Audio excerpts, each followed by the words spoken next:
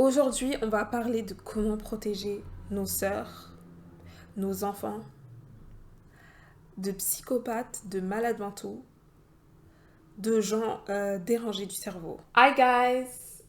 Bienvenue sur ma chaîne et bienvenue sur ma chaîne pour toutes les nouvelles personnes qui ne me connaissent pas. Je m'appelle Cyrine, S-Y-R-I-N-E. Aujourd'hui, on va parler d'un sujet qui me tient à cœur et dont je rumine beaucoup. Et ça rumine beaucoup dans ma tête à propos de ce sujet. J'avais envie de vous faire part de mon avis. Donc, let's go! Il y a une affaire qui est revenue sur le devant de la toile, pas de la scène, mais de la toile. C'est l'affaire Peniel et Mike Columbine. Et cette affaire, en fait, elle a débuté, je sais pas si c'était en 2018, et moi, franchement, je suis très très nulle avec les timelines. Mais ça a débuté vers 2018-2019, si je me trompe pas.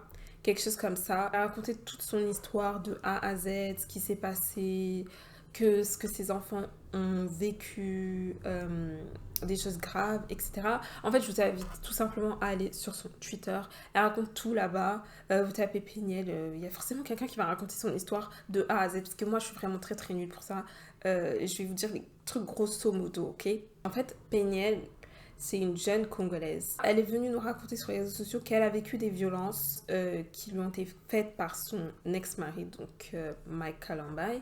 Et évidemment, j'étais offusquée par les violences conjugales. C'est vraiment... Enfin non, en fait, ça n'existe pas, c'est pas possible. Donc j'étais offusquée. Mais il y a aussi un comportement qui m'a offusquée, bien évidemment. C'est le fait qu'il y a beaucoup de femmes plus âgées que Peniel qui ont l'âge d'être sa mère, mais pas que, hein. Il y a des filles de son âge aussi qui étaient plus offusquées par les dénonciations de Peniel. Il fallait garder ça dans la famille, il ne fallait pas parler de ça.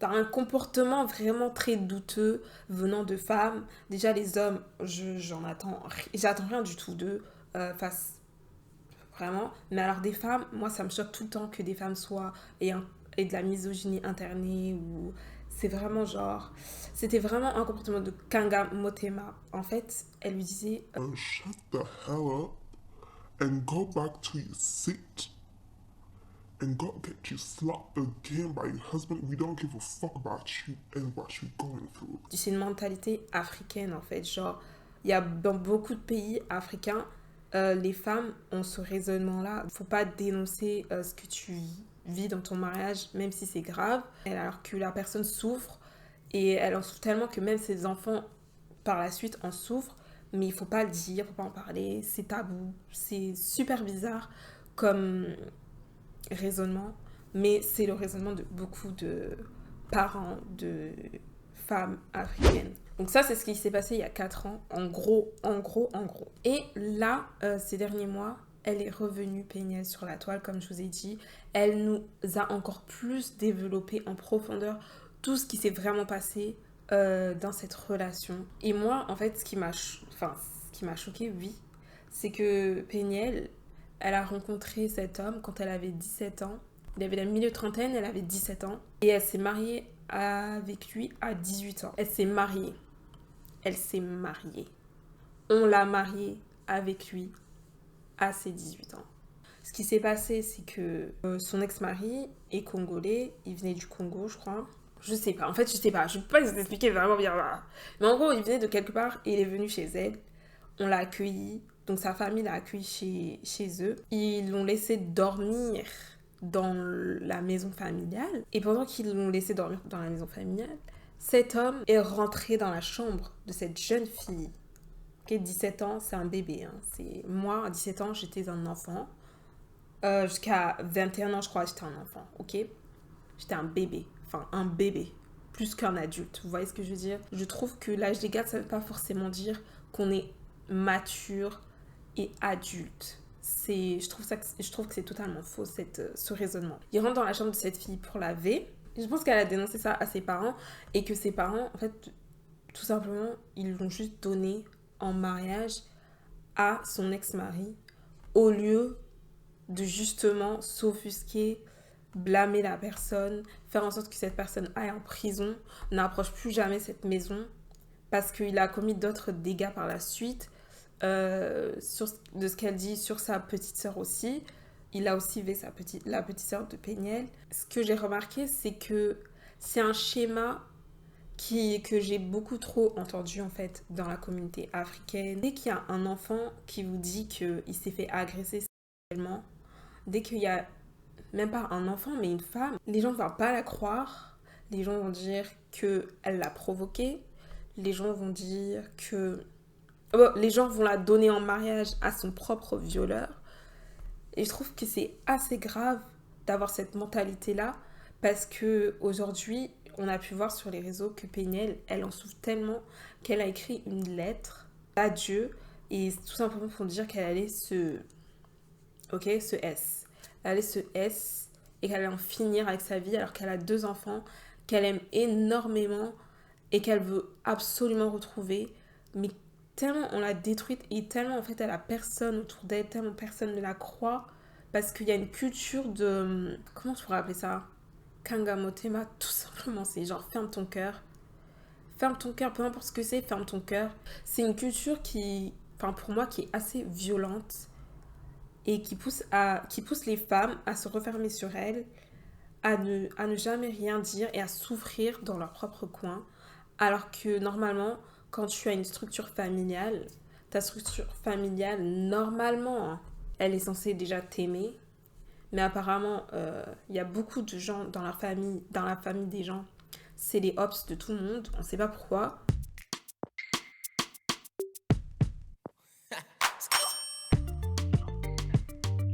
Si tu m'aimes normalement, tu me crois quand je te dis quelque chose, spécialement si t'es mon parent, spécialement si t'es ma mère, tu devrais me croire quand je te dis que quelque chose m'est arrivé, au lieu de me pousser encore plus juste parce que il faut pas que ce genre de choses se sache. Mais en fait, il faut pas que ce genre de choses arrive tout simplement. Déjà, de un, je trouve qu'il y a un manque de protection de base, genre dans le cocon familial euh, en premier lieu. Mais après, il y a totalement, c'est le déni que ça s'est passé. Ça veut dire que tu continues d'imposer la présence de cette personne à ton enfant, à ta soeur ou à ta nièce, etc. Et c'est vraiment un comportement de ops, mais 100%. Genre, c'est comme si la personne, en fait, elle déteste tellement son enfant qu'elle veut lui faire subir. Tu regardes bien, ces mêmes personnes, ce sont des personnes qui ont aussi vécu des V, qui ont aussi vécu des agressions S. Je me rends compte que cette mentalité-là de ancienne génération, on va dire, mais en fait, c'est pas une mentalité d'ancienne génération, c'est une mentalité qui existe toujours, qu'il y a des filles qui ont mon âge et qui pensent exactement la même chose que, on va dire, nos parents en général. Et je trouve ça très, très, très grave parce qu'on est en 2024. Et souvent, en fait, quand les femmes dénoncent ce genre de choses, nous sommes des menteuses.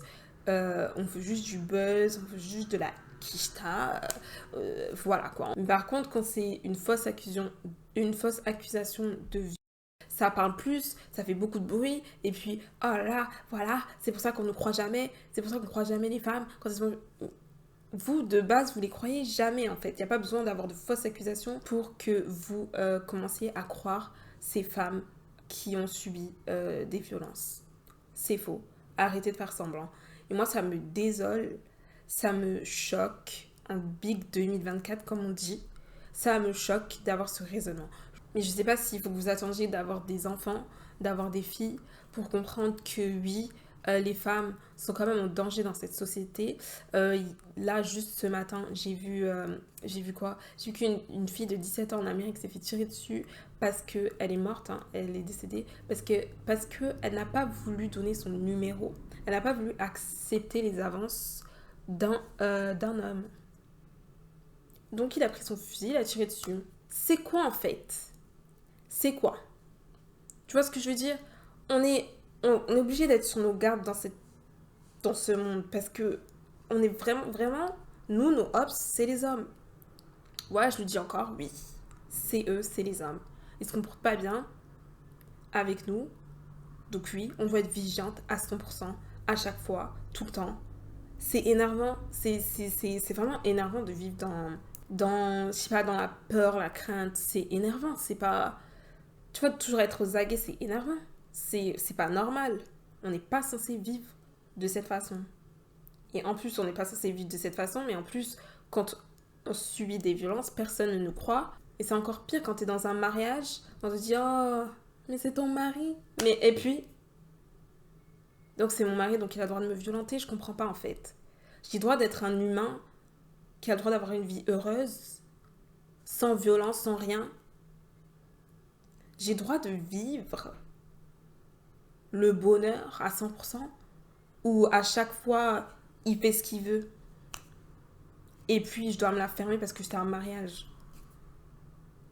Ou je dois la fermer parce que c'est mon oncle, ou je dois la fermer parce que c'est mon frère, ou mon père, ou l'ami de la famille. Pourquoi ? C'est n'importe quoi en fait. Vous réalisez même pas à quel point, quand vous ne protégez pas vos enfants, vous les brisez d'une manière. Et quand ils sont brisés, ils vont chercher de l'amour au mauvais endroit. Ils vont chercher l'amour au mauvais endroit. Et quand ils finissent dans des situations bizarres, vous les regardez juste et vous dites « Mais elle est bête ou quoi ?» Mais en fait, elle n'est pas bête. Cet enfant est cassé, cet enfant est brisé.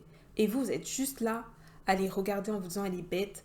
Voilà, voici, regardez-la. Oh, ah bon? Mais si toi, tu n'avais pas commencé à faire ce que tu avais fait là, si tu aimais vraiment ton enfant de manière inconditionnelle, si tu aimais vraiment ta sœur de manière inconditionnelle, tes sœurs, tes nièces, etc. de manière inconditionnelle, ça arriverait jamais. Les situations bizarres, ça arriverait jamais. Pour moi, ça commence au début. Les parents, le cocon familial, ça doit être une safe place. Et clairement, dans beaucoup trop de familles africaines, c'est pas une safe place, le cocon familial. On se sent même pas... Il y en a, ils arrivent même pas à dire ce qu'ils ont vécu. Parce que c'est même pas une safe place, le cocon familial. Vous protégez pas assez vos enfants, vous les aimez pas conditionnellement. Il y a toujours des conditions. Pour moi, les parents de Péniel, ils sont vraiment les premiers responsables de ce qui lui est arrivé. Déjà, ils ont laissé rentrer un inconnu dans la maison familiale, dans le cocon familial. Ils se sont pas dit peut-être qu'il y a des risques que... Des fois, franchement, faut dire à certaines personnes, prends ton hôtel en fait. Tu vois, je veux bien que vous soyez accueillants, mais des fois, c'est too much. Des fois, faut dire à ces gens, prenez un hôtel. Il y a un hôtel là en bas là, faut aller prendre. Je m'en fous. Si tu veux, je te paye, mais va dormir là-bas. J'ai des enfants. Okay. À toutes ces filles qui sont déjà dans une mentalité de tantine aigrie, qui pensent que toutes les femmes mentent, que les femmes veulent tout le temps le malheur des hommes, etc. Alors que c'est totalement faux. On a le droit de dénoncer en fait nos souffrances. C'est totalement légitime. Tu me fais souffrir, je le dénonce. Tu es une mauvaise personne et je vais le dire au monde entier. Et je m'en fous. Je m'en contrefiche que je révèle tes plus gros secrets, parce que en plus c'est secrets de oh my god, des secrets vraiment de cassos, je sais même pas comment dire ça, mais c'est vraiment des secrets de gens mauvais quoi. C'est pas un secret de famille le V-word, c'est pas un secret de famille les agressions S, c'est pas un secret de famille les violences conjugales, c'est pas des secrets de famille, ok? C'est des faits de criminels sur des personnes qui en sont victimes. Ça n'a rien à voir avec le fait que ce soit ta famille. Cut the ties, guys. Cut them. Il va falloir arrêter de supporter des gens comme ça juste parce que... Non, mais moi, il m'a rien fait, ça va. What the heck?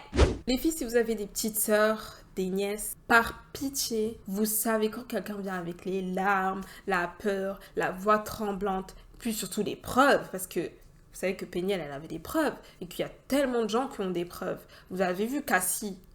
Le conseil que j'ai à donner à des filles qui veulent protéger leur petite sœur, leur nièce, c'est de croire vos sœurs. En gros, c'est de leur dire, je suis là pour toi, je t'aime et je te crois. Peu importe ce que tu vas dire, croyez vos sœurs, croyez-les en fait. Si tu regardes cette vidéo, je te crois. Et sache que quelque part dans ta vie, tu es aimé. Sache que dans cette vie, quelque part, il y a quelqu'un qui t'aime et qui va te croire quand tu vas lui dire ce qui t'est arrivé, ce qui se passe dans ta vie. Et je parle en particulier à toute la communauté afro Parce que je sais, c'est vraiment difficile d'être noir. Oh là là.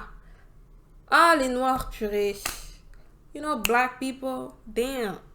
Déjà, de base, avec les autres, là, c'est difficile d'être noir. Mais alors, entre nous, mec, je peux pas. Je peux pas. Donc, je parle à toutes les filles noires, les femmes noires. Déjà, je vous crois. Ok. Peu importe ce que vous dites, je vous crois. Je vous défendrai toujours, tout le temps, n'importe quand, je vais vous défendre. Jusqu'à preuve du contraire, je vous défendrai, je vous croirai, ok?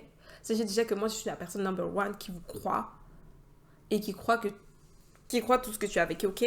Donc, si tu as besoin de parler, de vider ton sac, tu peux m'écrire si tu veux sur mes réseaux sociaux. Tu peux m'écrire, j'ai une adresse mail, je vais la mettre en barre d'infos. Évidemment, je ne suis pas psychologue. Et d'ailleurs, si tu as vraiment besoin d'aide, tu peux aller voir un psychologue. Et en plus, je pense qu'en France, il y a un moment, c'est gratuit si tu vois ton médecin général et qui peut prouver par A plus B que tu es en dépression ou quelque chose, que tu as besoin que tu as besoin d'un psychologue. Il peut te prescrire un psychologue et tu peux avoir les séances gratuites. On se retrouve pour une nouvelle vidéo très très bientôt. Bisous et merci de me regarder, merci de commenter mes vidéos, merci de liker mes vidéos et s'il vous plaît partagez mes vidéos. Cette vidéo déjà elle doit atteindre toutes les femmes et les filles noires de ce monde, par pitié en tout cas francophones qui comprennent le français. Pitié, partagez cette vidéo pour que les gens comprennent que vous n'êtes pas seuls et also il y aura quelqu'un qui va toujours vous croire et moi je suis la première. Ok, bisous.